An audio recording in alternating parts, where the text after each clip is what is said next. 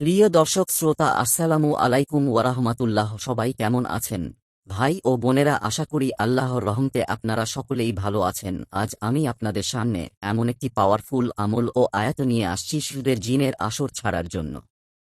ছেলে মেয়ে কিংবা অন্য কাহাকেও জিনে আসর করিলে এবং বেহুশ করিয়া ফেলিলে, যদি অন্য কোন উপায়ে জিন ছাড়াইবার ও রুগীকে হুঁশ করিবার রাস্তা না থাকে, তবে নিম্নের আয়াত শরীফ ৭ বার করিয়া রুগীর বাম কানে ৭টি ফুঁক দিবেন। যদি ইহাতেও রুগীর হুঁশ ফিরে না আসে তবে ৭ বার রুগীকে ফুঁক দিবে। ইহাতেও যদি রুগীর চেতনা না আসে বা জিনের আসর না যায় তবে সূরায়ে ফাতিহা একবার, কুল আউযু বিরাব্বিন্নাস ও ফালাক একবার এবং আয়াতুল কুরসি ৩ বার পাঠ করিয়া রুগীর শরীরে ফুঁক দিবেন। ইনশাআল্লাহ ইহাতে জিনস্ত বেহুশ রুগীর হুঁশ আসিবে ও জিন ছাড়িয়া যাইবে। আয়াত শরীফ ও আয়াতুল কুরসি নিম্নে দেওয়া, আপনারা ভালোভাবে দেখে নিন ও পড়ে নিন, আর আমার চ্যানেলটা সাবস্ক্রাইব করুন, লাইক কমেন্ট শেয়ার করুন। আমিন সুম্মা আমিন।